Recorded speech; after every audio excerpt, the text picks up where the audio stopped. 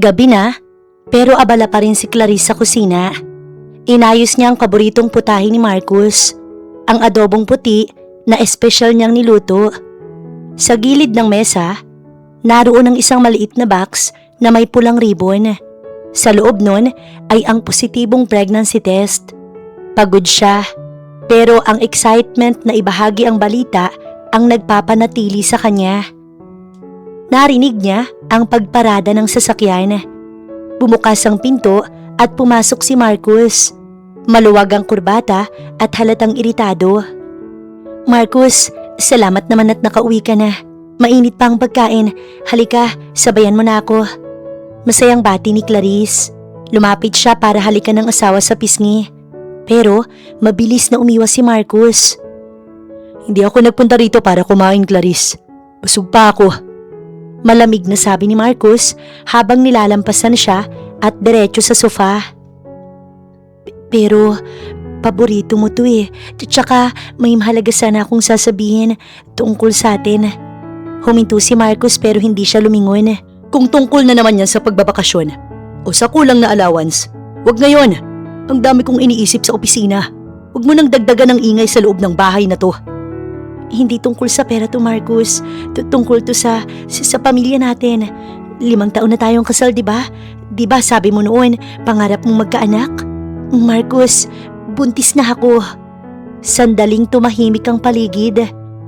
Inasahan ni Clarice ang yakap, ang luha ng tuwa o kahit man lang isang ngiti. Pero dahan-dahang tinanggal ni Marcus ang kamay ni Clarice. Buntis ka? Sa dami ng problema ko sa kumpanya, magdadagdag ka pa ng panibagong responsibilidad. Clarice, timing naman oh. Alam mong naghahabol ako ng promotion. Nalaglag ang balikat ni Clarice. Responsibilidad? Marcus, anak natin to. Regalo to. Regalo? O baka paraan mo para mas lalo kong igapo sa bahay na to? Tingnan mo nga ang sarili mo. Maghapon ka lang dito. Walang alam kundi magluto at maglinis. At ngayon magdadala ka pa ng batang iiyak gabi-gabi? Nakakasakal ka, Clarice. Anong nangyayari sa'yo? Dati naman, hindi ka ganyan. Mahal mo ko, di ba? Tumawa si Marcus, isang tawang puno ng pangungutya. Mahal? Clarice, ang pag-ibig ay para lang sa mga taong walang ambisyon. Nakakasawa ng paulit-ulit na senaryo rito. Nakakasawa ng mukha mo na laging naghihintay sa akin na parang aso. Kinuha ni Marcus ang kanyang briefcase at muling naglakad patungo sa pinto. "Saan ka pupunta? Gabi na, Marcus. Kauwi mo lang ah." "Pupunta ako sa lugar kung saan hindi ako sinasakal. Kung saan may babaeng nakakaintindi sa pangarap ko. Hindi yung katulad mo, nang iniisip lang ay ang 4 na sulok ng kusinang to." "Sino siya, Marcus? Sino ang babaeng yun?" Lumingon si Marcus bago lumabas. "Si Nicole. Ang babaeng dapat ay pinakasalan ko noon. Kung hindi lang ako nabulag sa drama mo. Huwag mo na akong hintayin. Baka hindi na ako umuwi." Kalabog ng pinto ang sumagot sa mga hikbi ni Clarice. Naiwan siyang mag-isa sa hapagkainan, kasabay ng malamig na pagkain at ang pangarap na gumuho sa isang iglap lamang. 1 linggo matapos ang malamig nilang pag-uusap, pilit na nagpakatatag si Clarice. Inisip niya na baka dala lang ng stress ni Marcus sa trabaho. Upang gumaan ang loob, binalak niyang mamili ng mga gamit para sa kanilang magiging sanggol. Binuksan niya ang kanilang online banking app para tingnan ang kanilang joint savings account. Ngunit halos mabitiwan niya ang kanyang cellphone sa nakita. "Bakit ganito? Nasaan ang pera?" Gulantang na bulong ni Clarice. Ang account na dapat ay may laman na halos 2 milyong piso na pinag-ipunan nila para sa pambili ng sariling bahay ay nasa 100,000 na lamang. Nang tingnan niya ang transaction history, sunod-sunod ang malalaking withdrawal sa loob ng nakaraang 3 buwan. 500,000 mula sa jewelry store. 300,000 naman para sa isang luxury hotel and resort. 450 sa cash withdrawal. Eksaktong bumukas ang pinto at pumasok si Marcus. Pagod at tulad ng dati, wala itong kibo. Pero sa pagkakataong ito, hindi na nahimik si Clarice. "Marcus, kailangan nating mag-usap." "Clarice, pagod ako. Huwag mo muna akong kulitin sa mga walang kwentang bagay. Walang kwentang bagay? Marcus, nawawalang halos 2 milyon sa savings natin. Saan napunta ang pera natin? Pinaghirapan natin to, di ba? Para sa bahay natin to. Sigaw ni Clarice. Nanginginig ang boses sa takot at galit. Huminto si Marcus at dahan-dahang tumingin kay Clarice. Walang bahid ng pagsisisi ang mukha niya. Pera natin? Clarice, maging tapat nga tayo. Sino bang nagtatrabaho sa ating dalawa? Sino bang nagpapakapagod sa opisina? Habang ikaw, nakaupo ka lang dito at naghihintay sa akin. Asawa mo ko, Marcus. Ang usapan natin para sa kinabukasan natin ng ipon na yan. Bakit may mga gastos na alahas at hotel? Hindi naman ako ang kasama mo sa mga yan. Investment yan, Clarice. Kailangan kong magmukhang matagumpay sa harap ng mga kliyente at ni Nicole. At ang mga alahas, regalo ko yun sa taong nakakatulong sa akin para umangat ang posisyon ko. Hindi tulad mo na pabigat lang. Pabigat? Marcus, ibinigay ko sa iyo ang lahat ng mana ko para makapagsimula ka. Tapos ngayon, gagamitin mo ang pera natin para sa ibang babae? Lumapit si Marcus kay Clarice. Ang titig niya ay kasing talas ng patalim. Huwag mong isumbat sa akin ang perang yun. Dahil kulang pa yun sa stress na ibinibigay mo sa akin araw-araw. Kung nagtataka ka kung bakit nababawasan ng pera, simple lang. Binabayaran ko ang kalayaan ko. Dahil bawat sentimong ginagastos ko kay Nicole, papalayo ng papalayo ako sa'yo. Anong ibig mong sabihin? Ibig sabihin nun, huwag mo nang asahan na maibabalik pa ang pera na yan. At huwag mo na akong tatanungin tungkol sa pera. Dahil simula ngayon, wala ka ng access sa mga accounts ko. Matuto kang mamuhay sa kung anong ibibigay ko sa'yo. Padabog na pumasok si Marcus sa kwarto at nilak ang pinto. Iniwan si Clarice sa gitna ng sala na puno ng katanungan. Walang pera at unti-unting napagtatanto na ang lalaking pinakasalan niya ay matagal na siyang ninanakawan. Hindi lang ng yaman, kundi ng dangal. Nagising si Clarice na wala na sa tabi niya si Marcus. Sa kabila ng masasakit na salitang binitiwan nito kagabi, hindi pa rin mawala ang katiting na pagmamahal sa kanyang puso. Baka gutom lang siya, kaya mainit ang ulo. Bulong niya sa sarili. Maagang nagluto si Clarice ng paboritong pananghalian ni Marcus. Maingat niya itong inilagay sa isang magandang lunchbox. Nag-ayos siya ng sarili. Pilit itinago ang maganyang mga mata sa likod ng manipis na makeup at sumakay ng taxi patungo sa Imperial Group. Pagdating sa building, laking gulat niya nang hindi siya harangin ng security guard. Kilala siya roon bilang asawa ng kanilang senior manager. Pagdating sa 15th floor, napansin niyang tila abala ang mga tao. Pero pagdating sa tapat ng opisina ni Marcus, biglang tumahimik ang paligid. Ma'am Clarice, nandito po pala kayo.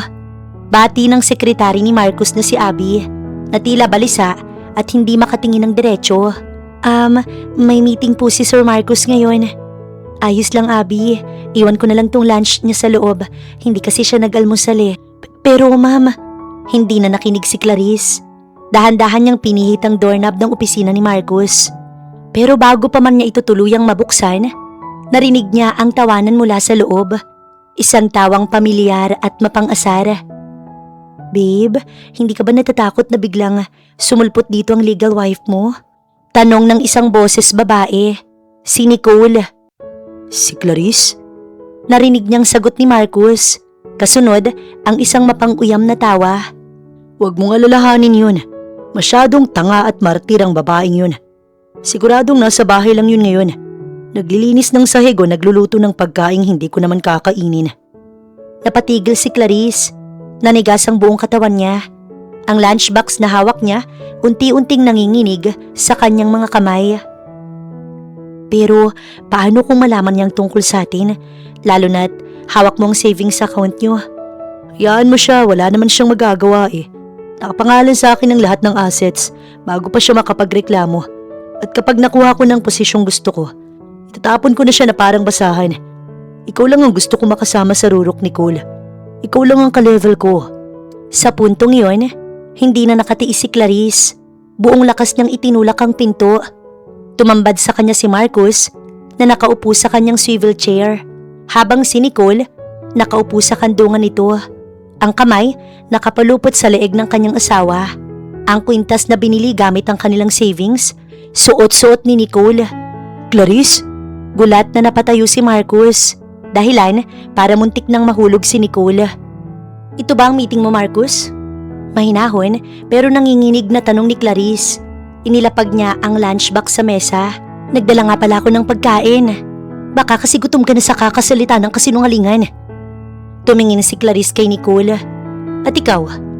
Maganda ang kwintas mo. Bagay sa kulay ng balat mo. Sayang nga lang. Nabili yan gamit ang perang pambili sana ng bahay ng anak ko. Tumawa ng maikli si Nicole at inayos ang buhok niya. Now you know. Hindi mo na kailangang magpanggap na masaya, Clarice. Marcus doesn't love you anymore. He never did. Labas, Nicole. Utos ni Marcus. Nang makaalis ang babae, hinarap niya si Clarice nang walang bakas ng hiya. Ano ngayon? Nakita mo na. Mag-iskandalo ka na, sige. Pero tandaan mo, Clarice, kahit maglupasay ka rito, wala kang mapapala. I want a divorce. Oh wait, wala palang divorce sa Pilipinas. I want an annulment. At sisiguraduhin kong wala kang makukuha. Kahit isang kusing. Anak mo to, Marcus. Turo ni Clarice sa tiyan niya. Anak ko? O baka ginagamit mo lang yan para hindi kita iwan. Umuwi ka na. At handa mong mga gamit mo. Ayoko nang makitang pagmumukha mo sa bahay ko pagbalik ko mamaya ah.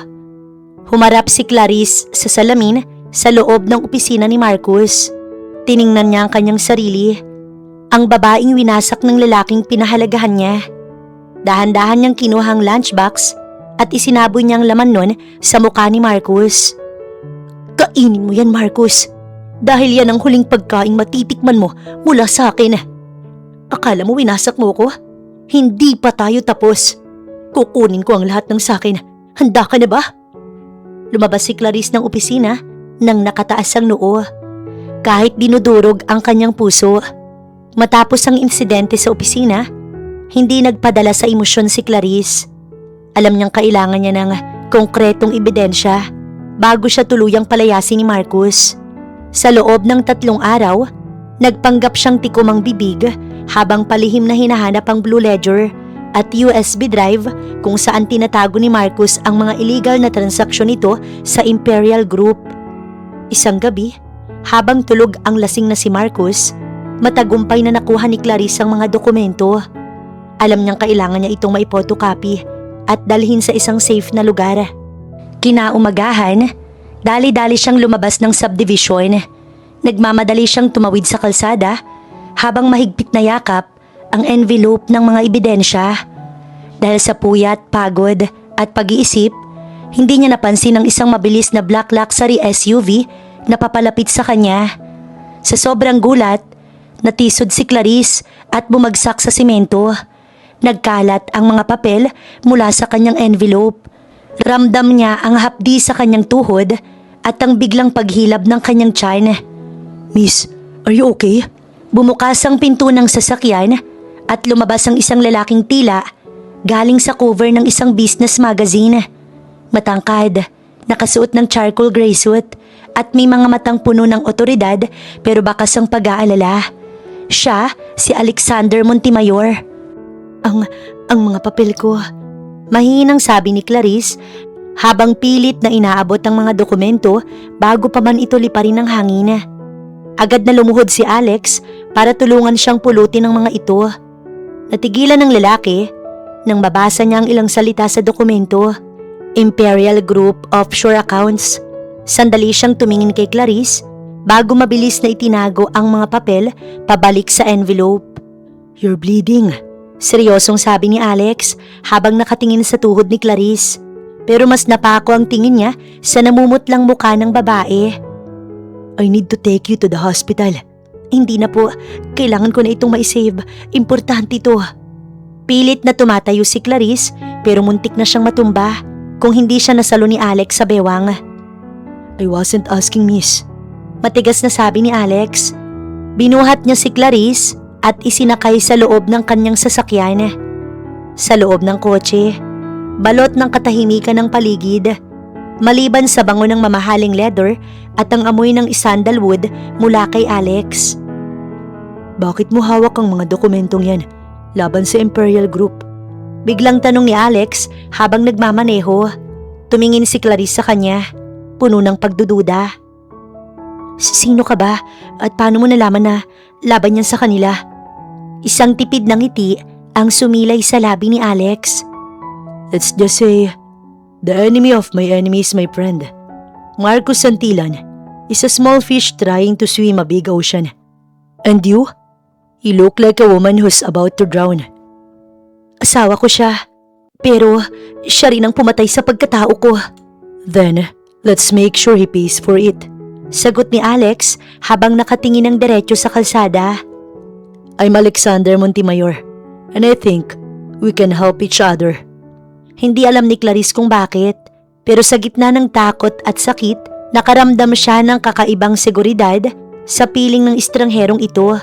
Hindi niya alam na ang aksidenteng ito ang magiging simula ng kanyang muling pagkabuhay. Dinala ni Alexander si Clarice sa kanyang malawak na mansyon sa Forbes Park. Hindi ito basta bahay.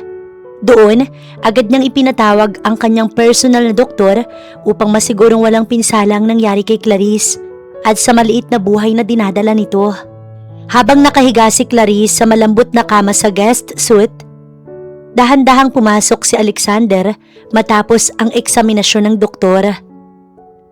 Ligtas ang bata. Magpahinga ka, sabi ng doktor.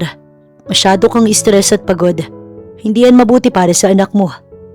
Bakit mo to ginagawa, Alexander?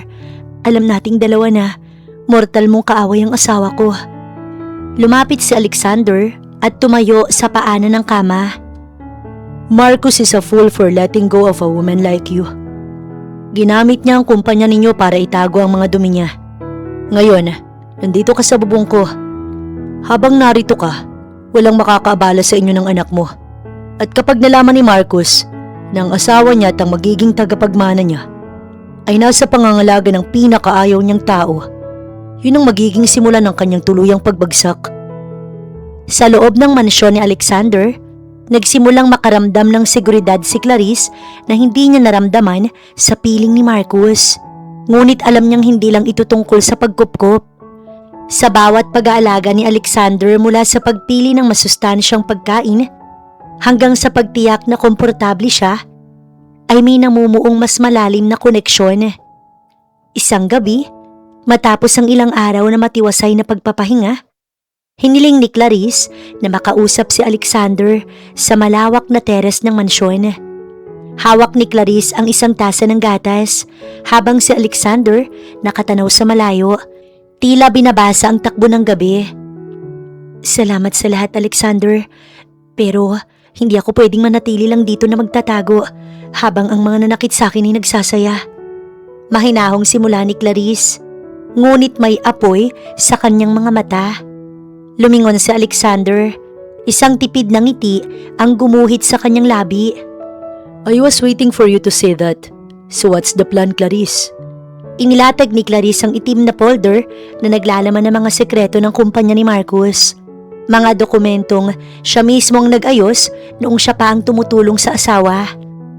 Hindi natin siya kailangang sugurin ng harap-harapan. Sisirain natin siya mula sa loob. Si Nicole, ambisyosa siya. Gagamitin niya ang pera ni Marcus para sa sarili niyang luho. Ang unang hakbang ay ang pinakamalaking bidding na inaasahan ni Marcus. Alam ko ang bawat butas ng proposal niya. And you want me to outbid him using your inside information? Higit pa roon, Alexander. Gusto kong bilhin mo ang mga utang ng kumpanya niya. Unti-unti, bibilhin natin ang mga shares ng mga board members na alam kong hindi sang-ayon sa relasyon nila ni Nicole. Kapag wala na siyang kakampi sa loob, doon ko ilalabas ang lahat ng ebidensya ng kanyang technical malversation at ang kaso ng pangangalo niya. Napahanga si Alexander. Hindi lang basta galit ang nagpapatakbo kay Clarice, kundi isang malamig at kalkuladong plano. You're brilliant, Clarice. Sayang lang at hindi ka pinahalagahan ni Marcus. Sa huli, maiwan si Marcus na walang kumpanya, walang pera at walang pamilya. At kapag nangyari yun, hindi niya na makikilala ang anak ko. Dahil sa papel, ikaw ang magiging tagapagligtas namin at siyang magiging alaala ng isang pagkakamali. Nga pala, gusto kong hingin sa iyo ang isang bagay. Tumingin lang si Alexander sa kanya. Gusto kong malaman ang galaw nila. Matutulungan mo ba ako? Ngumisi si Alexander at kahit hindi ipaliwanag ni Clarice, ay kuha na niya ang nais nitong iparating sa kanya. Sa tulong ng mga tauhan ni Alexander na bihasa sa teknolohiya, nagawang makapagpalagay ni Clarice ng mga halos hindi makitang hidden cameras sa bawat sulok ng dati nilang mansyon. Alam ni Clarice ang bawat pasikot-sikot ng bahay na iyon. Siya ang nagdisenyo ng interior noon, kaya alam niya kung saan itatago ang mga mata na magmamasid sa kataksilan ni Marcus. Isang gabi, sa loob ng kwarto niya sa mansyon ni Alexander, binuksan ni Clarice ang kanyang laptop. Kumabog ang kanyang dibdib nang lumitaw sa screen ang pamilyar niyang sala. Ngunit ang sakit na dati niyang nararamdaman, napalitan ng malamig na puot nang makita niyang suot ni Nicole ang isa sa kanyang mga mamahaling robe habang naglalakad-lakad ito na tila reyna ng bahay. "Tingnan mo sila, Alexander," tawag ni Clarice. Lumapit si Alexander at tumayo sa likod niya. Ang mga kamay nakapatong sa sandalan ng kanyang upuan bilang suporta. Sa screen, nakita nila si Marcus na kararating lamang. Agad siyang sinalubong ni Nicole ng halik. Ngunit napansin ni Clarice ang pagod at iritasyon sa mukha ng asawa. "The cracks are showing," bulong ni Alexander habang pinapanood ni Marcus na uminom ng alak ng dire-diretso. Narinig nila sa audio ang pagrereklamo ni Nicole. "Marcus, kailan mo ba ipapalipat sa pangalan ko ang mga lahas na iniwan ni Clarice? At bakit ang daming tawag mula sa bangko tungkol sa mga utang ng kumpanya?" Galit na sumagot si Marcus. "Hindi ngayon ang oras, Nicole. Nawawala si Clarice at kasama niya ang mga pirma na kailangan ko para sa susunod na loan. Kapag hindi ko siya nahanap, babagsak ang kumpanya." Napangisi si Clarice. Alam niyang magsisimula ng magkagulo ang dalawa. Hindi alam ni Marcus na ang bawat galaw niya, bawat usapan tungkol sa pera, at bawat pag-aaway nila ni Nicole ay naitatala para gamitin sa korte. "Gusto ni Nicole ang pera mo, Marcus, at gusto mo ang kontrol na wala na sa'yo," sabi ni Clarice sa harap ng screen. "Panoorin nating maubos ang pasensya nila sa isa't isa." Humarap si Clarice kay Alexander. "Kailangan nating ilik sa mga board members ang video kung paano inawaldas ni Nicole ang pondo ng kumpanya sa mga shopping spree niya gamit ang credit card ni Marcus. I want them to lose faith in him completely." Maya-maya lang, pinindot ni Clarice ang dial button. Sa screen ng kanyang laptop, nakita niya ang reaksyon ni Marcus nang tumunog ang telepono nito. Bakas ang kaba at pag-asa sa mukha ng asawa habang mabilis itong sumasagot. Iniisip na marahil handa nang makipag-ayos ang asawa. "Clarice, nasan ka? Umuwi ka na. Mag-usap tayo ng maayos." Huminga ng malalim si Clarice. Ang kanyang boses ay kalmado, ngunit kasing talim ng labaha. "Bakit naman ako uuwi, Marcus? Para makita ka? Kung paano dumiin ang sapatos ni Nicole sa mga carpet na ako ang pumili? O panoorin siyang uminom sa mga kristal na baso na regalo pa ng nanay ko sa atin?" Natigilan si Marcus. Napalingon siya sa paligid ng sala. Nanlalamig ang mga kamay. Paano mo nalamang narito siya?" "Nakikita kita, Marcus. Nakikita ko ang bawat pag-inom mo ng alak dahil sa stress. At nakikita ko kung paano ka unti-unting kinakain ng pagsisisi. Alam mo, bagay kayo ni Nicole. Isang magnanakaw ng asawa at isang lalaking walang paninindigan. Bagay kayo sa bahay niya na unti-unti ko rin kukunin sa inyo." Biglang inagaw ni Nicole ang telepono kay Marcus. "Hoy Clarice, itigil mo na ang pag-iinarte. Akin na si Marcus ngayon at akin na rin ang lahat ng mayroon ka. Magmakaawa ka man, hindi siya babalik sa'yo." Tumawa ng mahina si Clarice, isang tawang puno ng pangungutya. "Nicole dear, hindi ko hinihiling na bumalik siya. Sinasabi ko lang na enjoyin nyo na ang huling ilang gabi nyo sa bahay na yan. Dahil bukas, ang mga gamit mo, itatapon ko sa kalsada kasama ng basurang lalaking yan." Sa kabilang linya, narinig ni Clarice ang malakas na kalabog. Hinagis ni Marcus ang baso sa pader dahil sa galit at takot. Agad na pinatay ni Clarice ang tawag.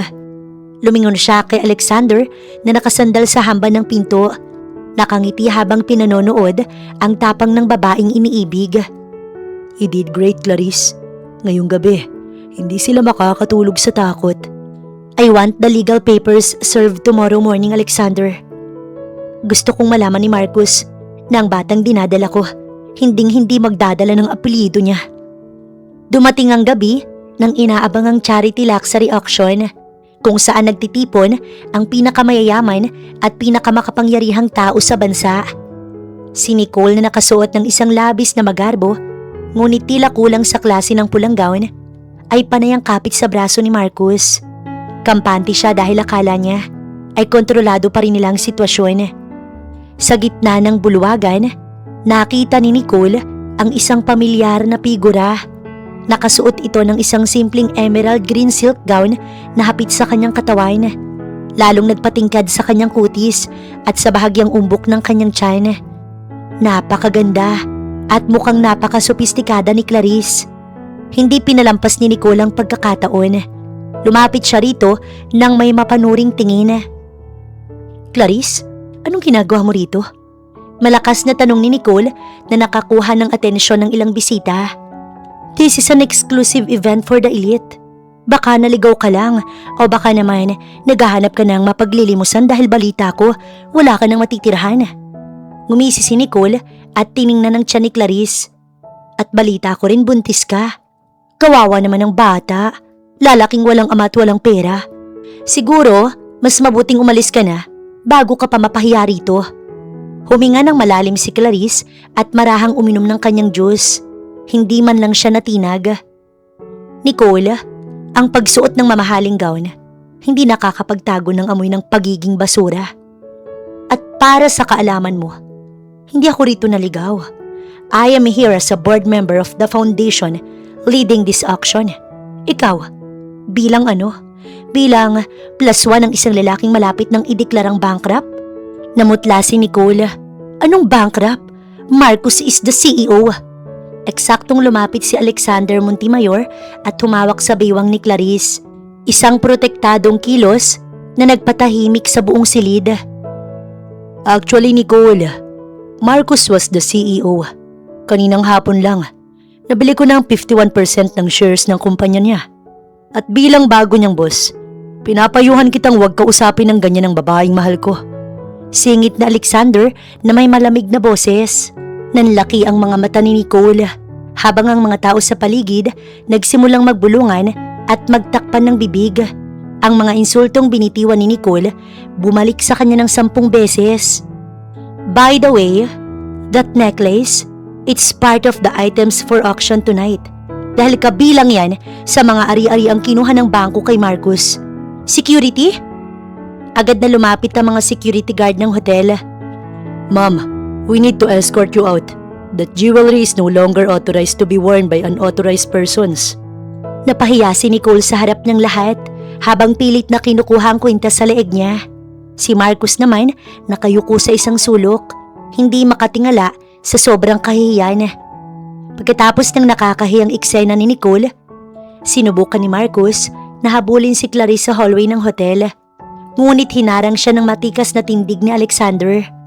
Sa kauna-unahang pagkakataon, nagkaharap ang dalawang pinakamakapangyarihang lalaki sa industriya at ang isa ay nasa rurok ng tagumpay habang ang isa nasa bingit ng pagkawasak.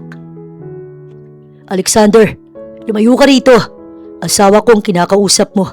Bulyaw ni Marcus, bagamat halata ang panginginig sa kanyang boses. Huminga ng malalim si Alexander at dahan-dahang inayos ang kanyang suit. Asawa? Yan ba ang tawag mo sa babaeng ipinagpalit mo sa isang hamak na sekretarya? Yan ba ang tawag mo sa babaeng iniwan mong luhaan habang nagpapakasasa ka sa kama kasama ng iba? Wala kang pakialam sa pamilya namin. Wala na kayong pamilya, Marcus. Sinira mo yun nung sandaling binuksan mo ang pinto ng opisina mo para sa ibang babae. At ang kumpanyang ipinagmamalaki mo, pag-aari ko na. Bukas na bukas din. Asahan mo ang eviction notice sa mansyon. Gusto kong makita kung saan mo ititira ang kabit mo kapag wala ka ng kahit isang simento. Lumingon si Marcus kay Clarice na nasa likod ni Alexander, naghahanap ng kahit kaunting awa. Clarice, please. Anak natin ang dinadala mo. Huwag mo namang hayaang makuha ng lalaking to ang lahat ng pinaghirapan natin.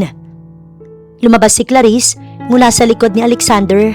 Ang kanyang mga mata, wala nang bahid ng pag-ibig. Tanging malamig na katotohanan na lamang ang naroon. Ang pinaghirapan natin, Marcus. Matagal mo nang winaldas kay Nicole. At tungkol sa anak ko, huwag mo siyang gagamitin bilang panabla. Hindi ka nararapat maging ama. Mula ngayon, si Alexander ang tatayo sa tabi ko. Siyang tumanggap sa amin nung itinapon mo kami. Hinawakan ni Alexander ang kamay ni Clarice at hinalikan ito sa harap ni Marcus. Huling babala, Marcus. Huwag mo nang lalapitan ng mag-ina ko. Dahil kung gagawin mo yun, sisiguraduhin kong hindi ka lang bankrupt. Sisiguraduhin kong sarehas ang bagsak mo.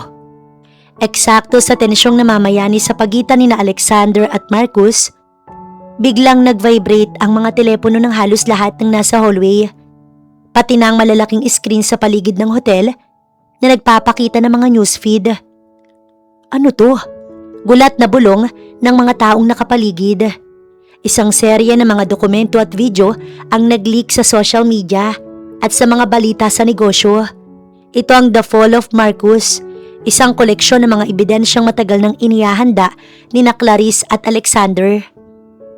Sa mga screen, lumabas ang CCTV footage sa loob ng opisina ni Marcus kung saan malinaw na makikita ang pagtataksil nila ni Nicole. Bank transfer na nagpapatunay na ginamit ni Marcus ang pondo ng kumpanya para ibili ng mga kondo at luxury cars si Nicole. Isang malinaw na kaso ng embezzlement. Ghost project na pinasok ni Marcus para pagtakpan ng mga butas sa budget ng kumpanya. Namutla ng husto si Marcus.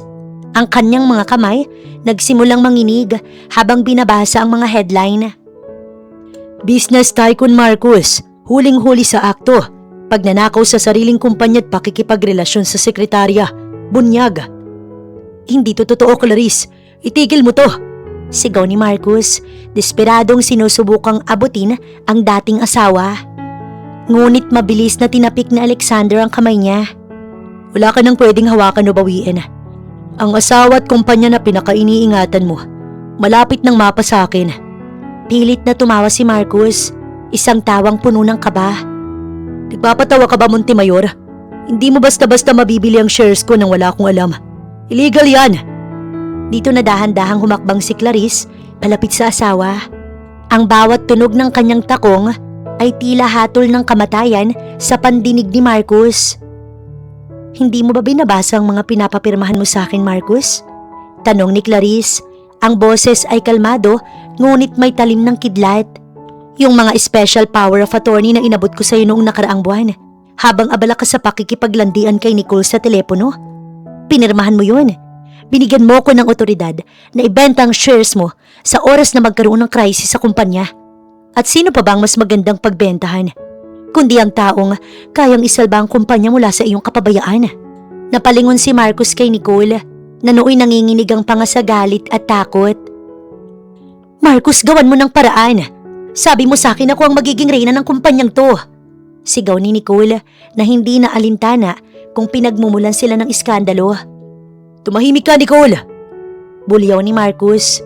Ngunit bago pa man siya makabawi, muling nagsalita si Clarice.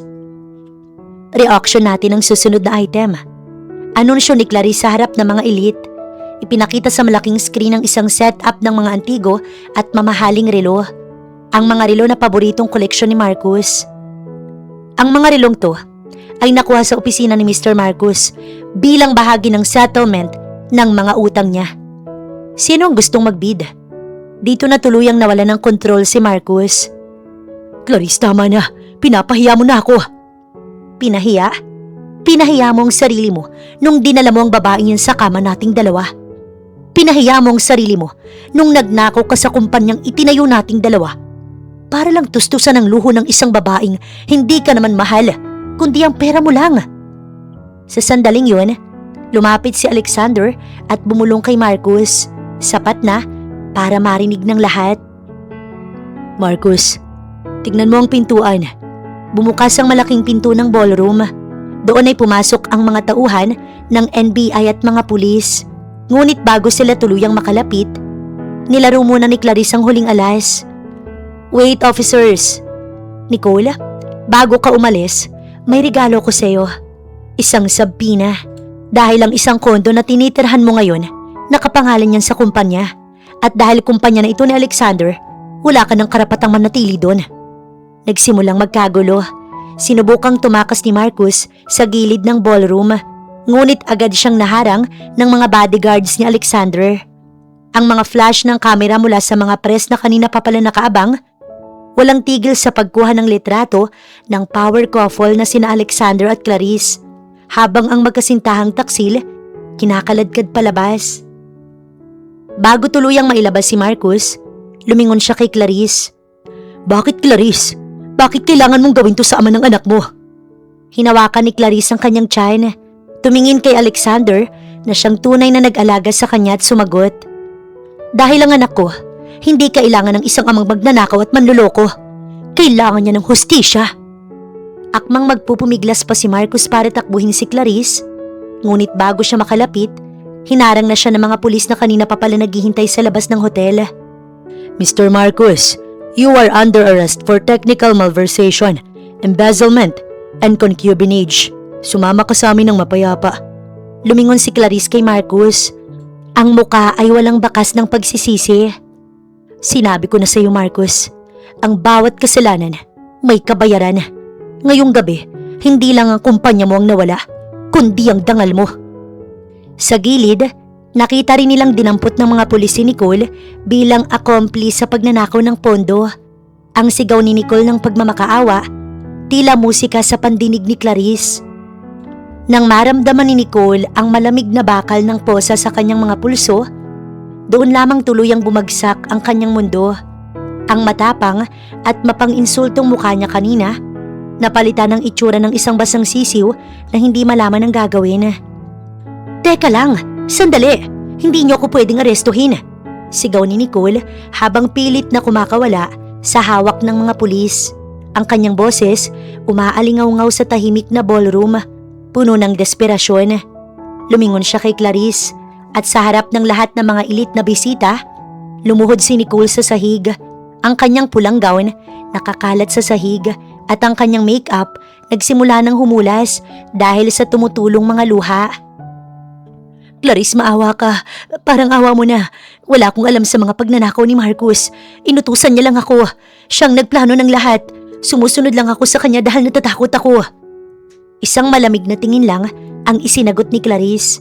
Ngunit hindi tumigil si Nicole. Clarice, babae ka rin. Alam mo kung paano magmahal. Nagkamali ako. Nadala lang ako ng mga pangako ni Marcus. Huwag mo kong ipakulong. Parang awa mo na. Gagawin ko lahat. Aalis na ako sa buhay niyo. Hinding-hindi niyo na ako makikita. Pero wag lang to. Marcus, sabihin mo sa kanila. Sabihin mo wala akong kinalaman. Baling niya na kay Marcus na nooy nakatungo rin at pilit na iniiwasan ang kanyang tingin. Nang makitang hindi siya tutulungan ni Marcus, muling bumaling si Nicole kay Clarice. Ang kanyang mata naniningkit sa takot. Clarice, buntis ka diba? Isipin mo ang anak mo. Huwag kang maging malupit. Bata pa ako. Ayokong mabulok sa kulungan. Dito na sumingit si Alexander. Ang kanyang boses kasing tigas ng bato. Isipin ng bata. Naisip mo ba ang batang dinadala ni Clarice nung sinisira mong tahanan nila? Naisip mo ba ang kapakanan ni Clarice nung winawaldas mo ang perang pinaghirapan niya kasama ang asawa niya? Lumapit si Clarice ng bahagya, sapat na para marinig ni Nicole ang kanyang huling hatol. Nicole, ang awa para sa mga biktima, hindi para sa mga salarin. Ginamit mo ang kagandahan mo para manira. Ngayon, gamitin mo ang oras mo sa kulungan para pag-isipan ng lahat ng ninakaw mo. Huwag, Clarice, maawa ka sa akin. Patuloy na pagsigaw ni Nicole habang kinakaladkad siya ng mga pulis palabas ng ballroom. Ang kanyang mga kuko kumakamot sa makintab na sahig, pilit na kumakapit sa huling pagkakataon. Ngunit walang sino man sa silid ang nagtangkang tumulong sa kanya. Lahat ng mata ay nakatuon sa kanya, hindi dahil sa awa, kundi dahil sa pandidiri sa isang babaeng nabulag ng ambisyon at ngayon nahaharap sa katotohanan. Habang nasa loob sila ng holding area ng presinto, hindi tumigil si Nicole sa paghagulgol at pagluhod sa harap ni Marcus. Marcus, please. Ikaw ang CEO. Ikaw ang may pirma sa lahat. Pagmamakaawa ni Nicole habang hinahawakan ng mga kamay ni Marcus na may posas. Kung pareho tayong makukulong, sinong gagawa ng paraan para sa piyansa natin? Marcus, akuin mo na lahat. Sabihin mo na pinilit mo lang ako na wala akong alam. Kapag nakalabas ako, kukuha ko ng pinakamagaling na abogado para sa'yo. Hahanap ako ng paraan para mailabas ka. Tumingin si Marcus sa kanya. Pagod at wasak. Pangako ba yan, Nicole? Hindi mo ko iiwan? Pangako, Marcus. Hahanap ako ng paraan, pangako. Dahil sa sobrang pagkalito at pag-asang may sasagip pa sa kanya, pumayag si Marcus. Sa harap ng mga investigador, binago ni Marcus ang kanyang salaysay. Inamin niyang siyang nag-utos ng lahat na dinaya niyang mga dokumento ng walang kinalaman ang kanyang sekretarya. At pinilit lamang siya ni Nicole na sumunod sa kanyang mga illegal na gawain. Dahil sa kakulangan ng direktang ebidensya na nag-uugnay kay Nicole sa pagpaplano, matapos akuin ni Marcus ang lahat, pansamantalang pinalaya si Nicole. Nang matanggal ang posas ni Nicole, mabilis siyang tumayo at hindi man lang nilingon si Marcus. Isang malamig na ngiti ang gumuhit sa kanyang labi habang lumalabas ng presinto. Gayunpaman, sa labas ng presinto, naghihintay si Clarice at Alexander. Nakita ni Clarice ang paglabas ni Nicole na tila nanalo sa loterya. Akala mo ba tapos na, Nicole? Tanong ni Clarice habang nakasandal sa sasakyan ni Alexander. Akala mo ba malaya ka na? Dahil nauto mo ang isang desperadong lalaki? Wala na kayong magagawa, Clarice. Inako na lahat ni Marcus. Malinis na ako. Lumapit si Alexander at may iniabot na isang brown envelope. Sa kaso ni Marcus, oo. Pero ang kasong civil forfeiture, laban sa lahat ng perang pumasok sa account mo mula sa kumpanya, yan ang hindi mo matatakasan. At Nicole, huwag mong isiping makakakuha ka ng piyansa para kay Marcus. Dahil ang lahat ng perang hawak mo ngayon, kumpis ka na ng bangko simula sa oras na to. Naniga si Nicole sa kinatatayuan niya. Ang akala niyang kalayaan ay isa lamang panibagong kulungan. Ang kulungan ng kahirapan at pagiging takwil sa lipunan. Hindi sila pinansin ni Nicole, sa halip ay bumalik ito sa mansyon. Pagpasok ni Nicole sa loob ng madilim na mansyon, ang bawat yabag niya, tila may kasunod na multo. Ang dating marangyang tahanan na itinuring niyang premyo sa kanyang pagkapanalo kay Clarice ay naging isang malaking libingan ng kanyang mga ambisyon. Hinalughog niya ang mga drawer sa kwarto. Nagbabaka sakaling may naiwan kahit konting cash o alahas si Marcus. Ngunit wala siyang mahanap kundi mga walang kwentang resibo at mga papeles ng utang. Ang hangin sa loob ng bahay ay tila bumibigat at ang katahimikan ay sinisira ng mga bulong ng kanyang sariling konsensya. Hindi to pwedeng mangyari sa akin. Sigaw niya sa harap ng malaking salamin sa master's bedroom. Ngunit ang nakita niya sa refleksyon, hindi na ang maganda at makinis na babaeng kinahumalingan ni Marcus, kundi isang babaeng gusot ang buhok, hilam sa luha ang mata at punong-puno ng takot. Doon na pumasok sa isip niya ang mga sinabi ni Clarice, walang matitira sa kanya. Nagsimula siyang mag-impake nang wala sa sarili. Isinilid niya sa isang mamahaling maleta ang mga designer clothes na ninakaw niyang pambili. Ngunit sa gitna ng pag-iimpake, biglang bumukas ang mga hidden speakers na ipinalagay ni Clarice. Biglang may narinig siyang mahinang kaluskos mula sa itaas na sinusundan ng isang boses na parang nanggagaling sa mismong pader. Narinig ni Nicole ang isang malamig at tila bumubulong na boses. Masarap bang matulog sa kama ng ibang tao, Nicole? Napatalon si Nicole sa gulat. Sino yan? Clarice, lumabas ka! Pagnanakaw ang alam mo, di ba? Patuloy ng boses na umaalingaw-ngaw sa buong sala. Ninanakaw mo ang asawa. Ninanakaw mo ang pera. Pero ang kapayapaan ng isip, hinding-hindi mo mananakaw. Biglang bumukas ang TV sa sala. Nag-play doon ang video ni Nicole habang sinusukat ang mga alahas ni Clarice. Ngunit ang background music ay isang nakakapanindig balahibong tunog ng tila umiiyak na bata. Alam mo ba kung anong nangyayari sa mga ahas na pumapasok sa bahay na hindi sa kanila? Ang boses ni Clarice naging mas matapang at puno ng otoridad. Nilalason sila. O kaya naman, tinatapon sa madilim na selda gaya ng kinalalagyan ni Marcos ngayon. Tumigil ka! Baliw ka na, Clarice! Hysterical na sigaw ni Nicole habang nagtatatakbo sa hallway. Ngunit sa bawat kwartong malampasan niya, may boses na sumusunod sa kanya. Anong pakiramdam, Nicole? Ang magnakaw ng buhay na hindi sa'yo. Ngayon, kahit ang mga damit na yan, hindi mo na madadala dahil bawat sinulid niyan ay galing sa perang ninakaw nyo. Tumigil ka, baliw ka na. Pagwawala ni Nicole, kumuha siya ng isang vase at ibinato ito sa pader. Ngunit lalo lamang siyang binalot ng takot nang marinig ang sarili niyang boses na narecord ni Clarice noong mga gabing nagpaplano sila ni Marcos kung paano palalayasin ang legal wife.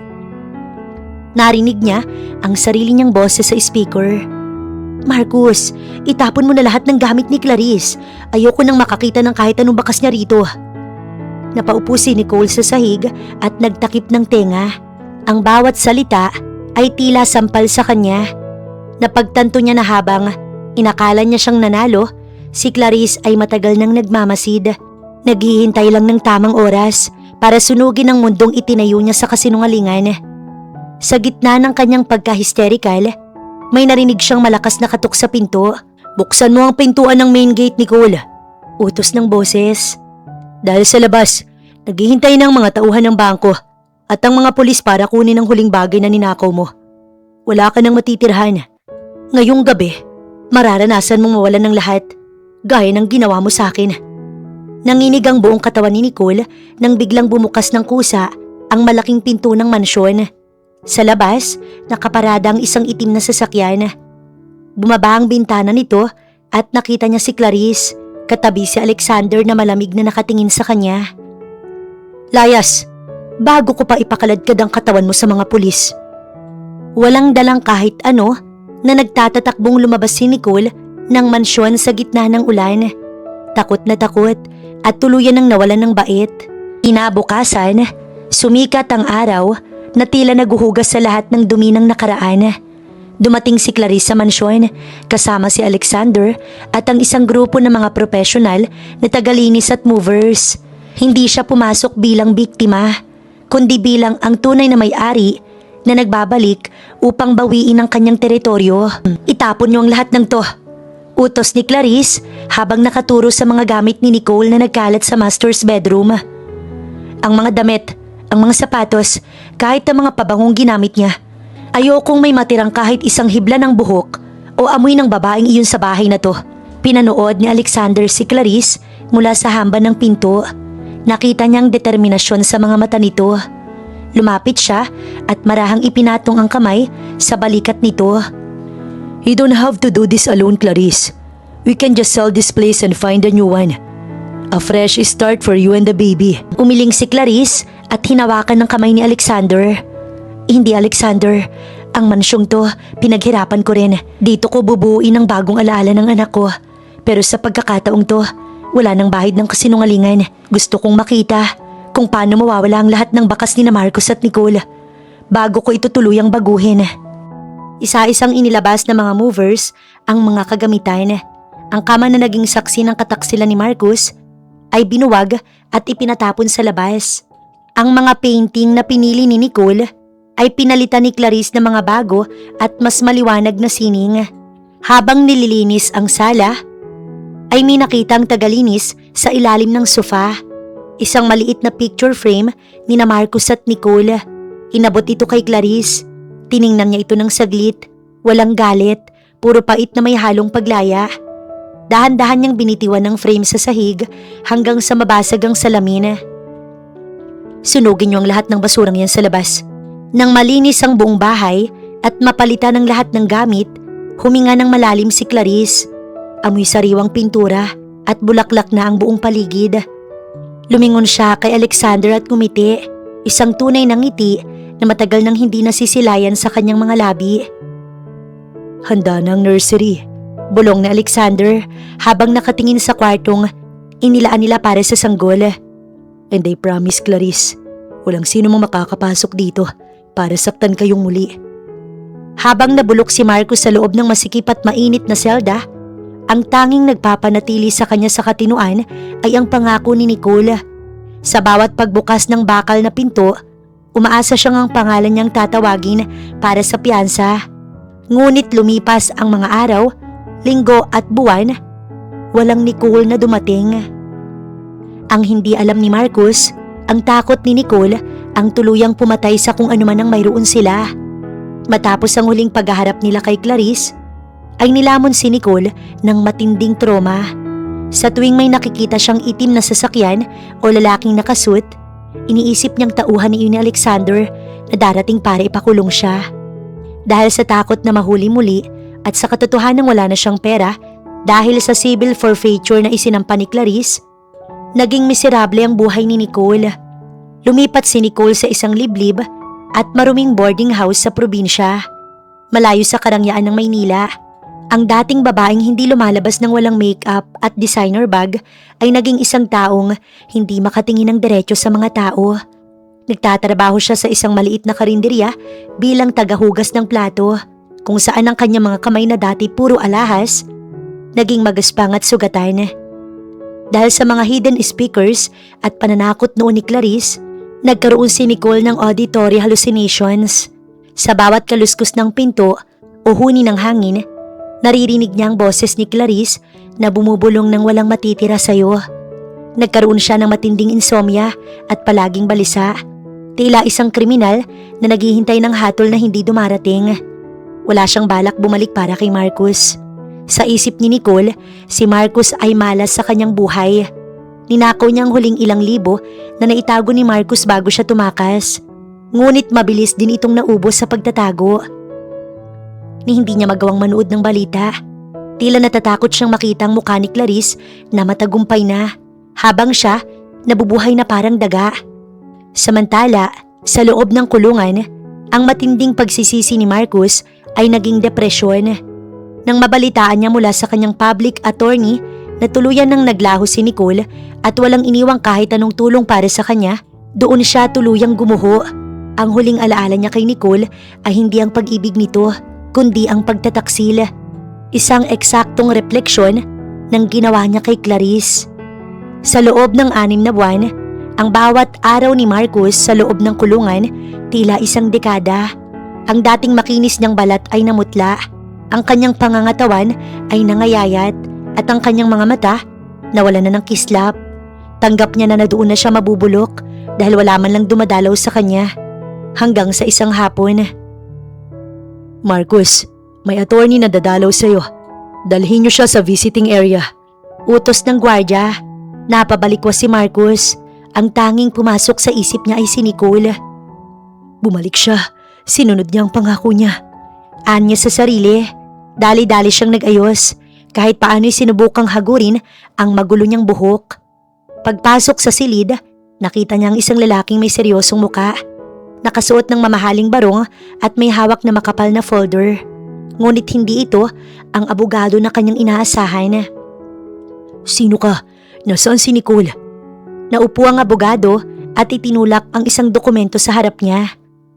Ako si Attorney Santos. Hindi ako pinadala ni Nicole. Sa katunayan, si Nicole ay kasalukuyang pinaghahanap ng batas dahil sa ibang mga kaso ng estafa. Kung ganun, bakit ka narito? Narito ako dahil sa utos ni Mrs. Clarice Montemayor. Pinapapirmahan niya sa akin ang mga papeles para sa iyong provisional liberty. Nagbayad siya ng piyansa para sa iyo, Marcus. At dahil sa tulong ng kanyang mga koneksyon, ang ilang mga kasong isinampalaban sa iyo, dadaan lamang sa settlement. Hindi makapaniwala si Marcus. Pinalaya niya ako matapos ang lahat ng ginawa ko. Pero bakit? Tumingin ng diretso ang abogado sa kanya. Hindi niya to ginawa dahil mahal ka pa niya. Gusto niyang malaman mo na kahit kailan, hindi siya naging katulad mo. Ibinigay niya ang kalayaan mo para wala ka ng dahilan na gambalain pa sila.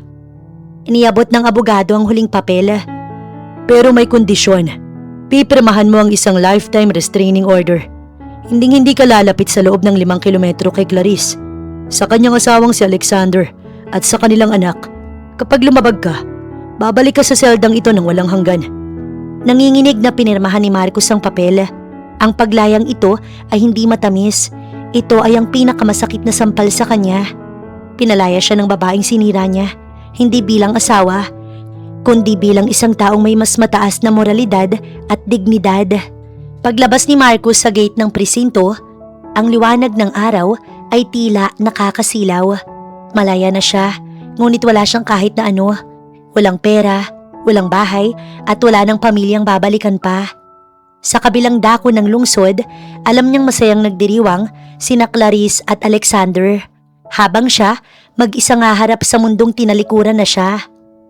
Nang bumukas ang malaking gate ng presinto, hindi lamang si Atty. Santos ang naghihintay kay Marcus. Sa tapat ng isang makintab na puting luxury van, nakatayo si Clarice. Suot niya ang isang eleganteng asul na dress na tila nagpapakita ng kapayapaan at tagumpay. Sa kanyang tabi ay si Alexander na protektadong nakaakbay sa kanya, at sa bisig ni Alexander ay ang natutulog na sanggol na si Sander. Napahinto si Marcus. Gusto niyang tumakbo palapit. Gusto niyang humingi ng tawad. Ngunit ang aura ni Clarice tila isang pader na hindi niya kayang tawirin. Bakit, Clarice? Bakit mo ko pinalaya? Dahan-dahang lumapit si Clarice. Sapat na distansya para makita ni Marcus ang ningning ng kanyang mga mata. Ningning nang wala ng bahid ng sakit. Pinalaya kita dahil ayokong isipin mo na may kapangyarihan ka pa sa buhay ko, Marcus. Habang nasa loob ka, iniisip mo siguro na galit pa ako, na naghihiganti ako dahil mahal pa kita. Pero ang totoo, pinalaya kita para ipakita sa iyo na wala ka ng halaga sa akin. Hindi kita kaaway. Isa ka nalang estranghero sa kwento ko. Inilibot ni Clarice ang tingin sa paligid. Tingnan mo ko, Marcus. Tingnan mo ang buhay na binuo ko nang wala ka. May kumpanya ko na mas malaki pa sa tinayo mo. May asawa akong itinuturing akong reyna. At may anak akong lalaking palalakihin ko ng may dangal. Bagay na wala ka. Itinuro ni Clarice ang madilim at maruming kalsada sa labas ng presinto. Yan ang mundo mo ngayon, Marcus. Malaya ka nang maglakad sa kalsadang yan. Pero malaya ka ring mamuhay sa katotohanang habang tumataas ang lipad ko, ikaw ay mananatiling nasa putikan. Yan ang pinakamasakit na parusa. Ang makita mong lahat ng nawala sa'yo habang wala kang magawa, kundi panoorin kami mula sa malayo. Sumakay na si Clarice sa van nang hindi na muling lumingon. Bago sumara ang pinto, tiningnan ni Alexander si Marcus na may halong pandidiri at pinitik ang isang business card ng isang construction site. Kung gusto mong kumain, magtrabaho ka bilang kargador. Bagay sa iyo ang mabibigat na pasanin. Umalis ang sasakyan. Iniwan si Marcus na nakatayo sa gitna ng usok at alikabok. Doon niya naramdaman ang tunay na kalayaan. Isang kalayaang walang patutunguhan, walang naghihintay, at punong-puno ng inggit sa buhay na dati nasa kanyang mga kamay. Ngunit winasak niya para sa isang sandaling kaligayahan. Isang hapon, ilang buwan matapos ang huling pagkikita nila, huminto ang lalaki sa tapat ng malaking gate ng mansyon. Halos hindi na makilala si Marcus. Gusot ang kanyang suot na polo. Mahaba na ang balbas at ang kanyang mga mata, lubog at walang buhay. Nang bumukas ang gate, hindi ang security guard ang sumalubong sa kanya, kundi ang tanawin ng isang masayang tahanan na hindi na sa kanya. Nakita niya si Clarice sa garden, nakaupo sa isang puting bench. Lalong gumaganda. Sa tabi niya ay si Alexander na masayang inaabutan si Clarice ng isang baso ng gatas at may dalang mga blueprint para sa bagong nursery ng bata. Clarice, mahinang tawag ni Marcus. Ang boses ay nanginginig. Napalingon ang dalawa. Agad na tumayo si Alexander at humarang sa harap ni Clarice. Ang kanyang tindig tila isang pader na hindi matitibag. Ano pang ginagawa mo rito, Marcus? Wala ka ng ari-arian sa loob ng subdivision na to. Technically, trespassing ang ginagawa mo. Hindi pinansin ni Marcus si Alexander. Tumingin siya kay Clarice na may mga matang nagmamakaawa. Clarice, patawarin mo ko. Nawala na ang lahat sa akin. Iniwan ako ni Nicole. Ninakaw niyang huling pera sa vault ko bago siya tuluyang naglaho. Wala na akong matitirahan. Wala na akong makain. Parang awa mo na. Kahit sa maid's quarters lang, patuloyin mo ko. Asawa mo pa rin ako. Mapait nang umiti si Clarice. Dahan-dahan na siyang tumayo sa tulong ni Alexander. Asawa? Marcus, ang asawa hindi nagtatapon ng sarili niyang pamilya sa kalsada. At tungkol sa maid's quarters, Kahit ang mga tauhan ko rito, may mas mataas na dangal kaysa sayo. Hindi ko papayagang makatira sa ilalim ng bubong ko ang taong pumatay sa pagkatao ko noon. Pero ang anak natin, Anak ko!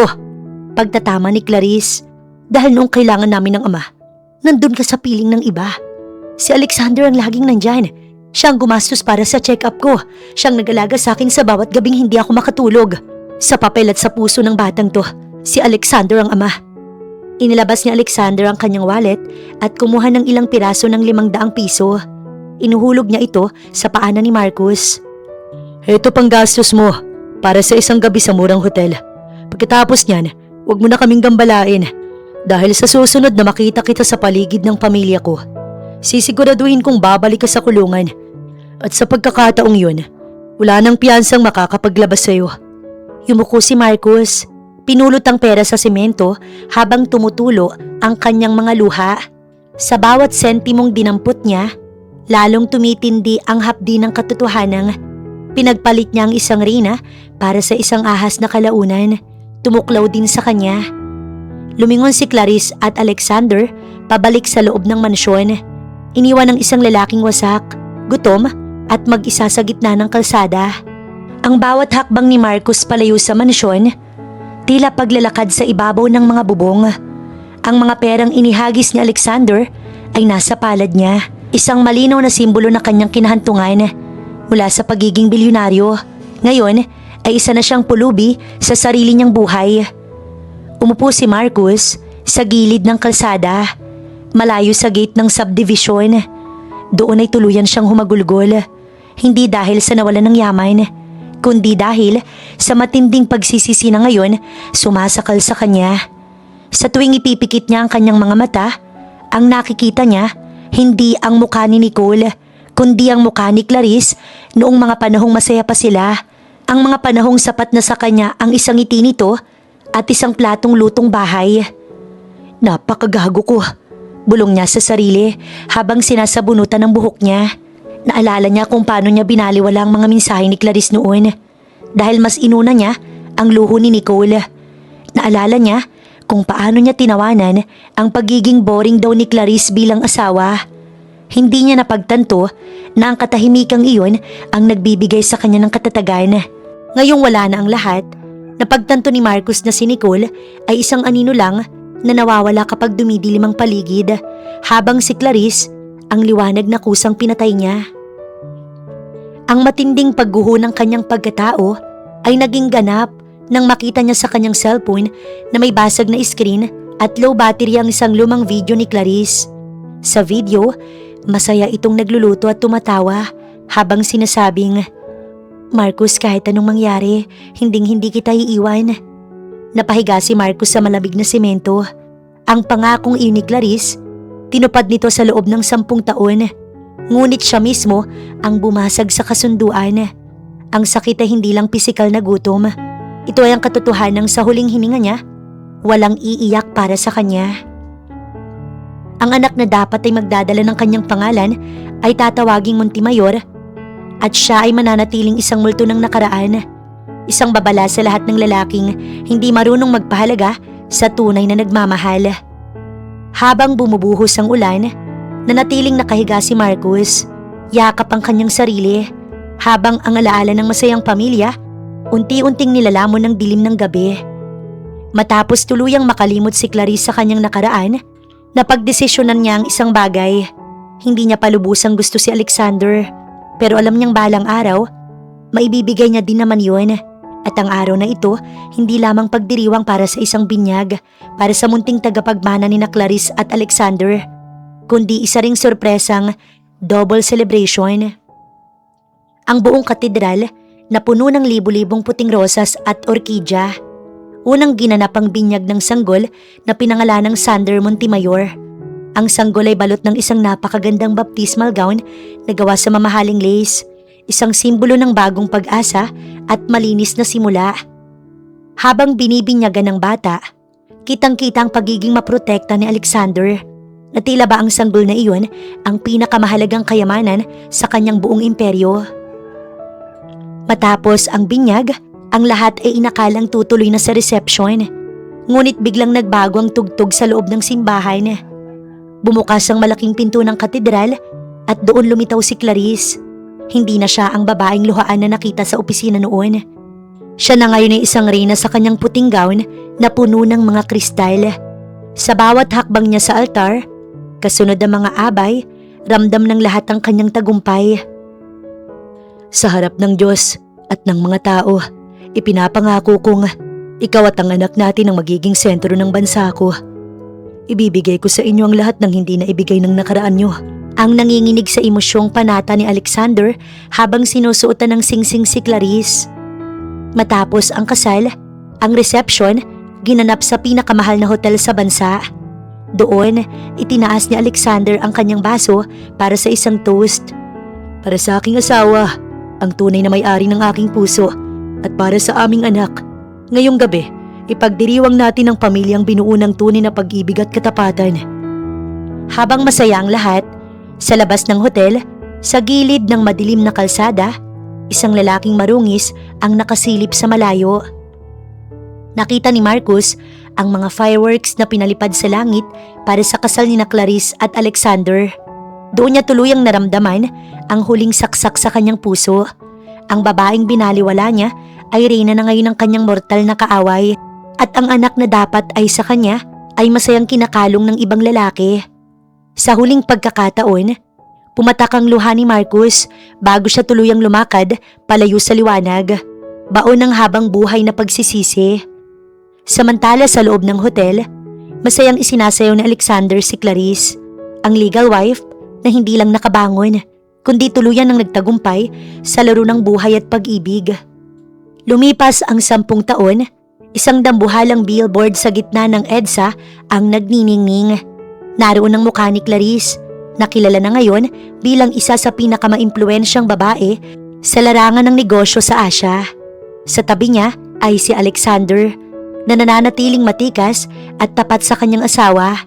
Ngunit ang sentro ng atensyon ay ang batang nasa gitna nila ni Sander na sa murang edad, kinakitaan ng talino at dangal. Sa ilalim ng billboard na yon, sa gitna ng polusyon at ingay ng mga sasakyan, may isang lalaking nakaupo sa gilid ng bangketa. Marungis ang kanyang suot at ang kanyang mga kamay magaspang dahil sa pagiging kargador sa palengke. Si Marcus. Tumingala siya sa billboard. Wala na siyang luha. Tuyo na ang kanyang mga mata sa tagal ng pagtangis.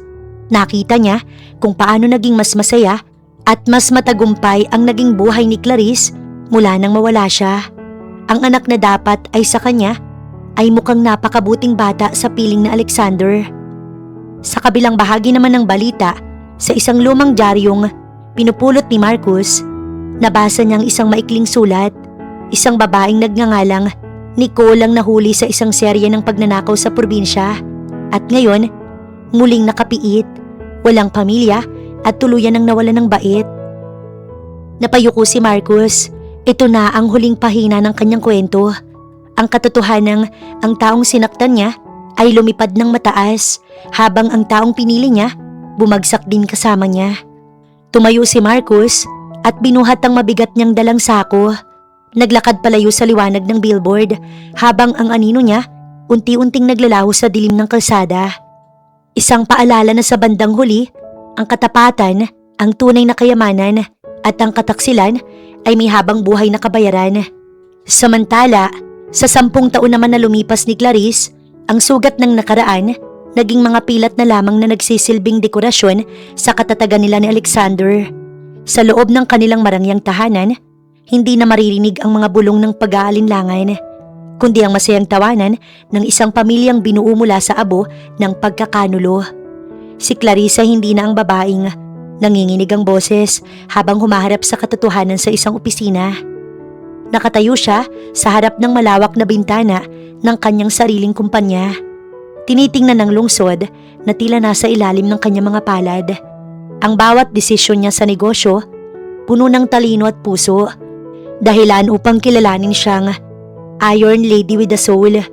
Para kay Clarice, ang tunay na tagumpay hindi ang pagbagsak ni Marcus, kundi ang araw na nagising siya na hindi na ang mukha ng dating asawa ang una niyang naaalala, kundi ang liwanag ng umaga at ang yakap ng tunay na nagmamahal sa kanya.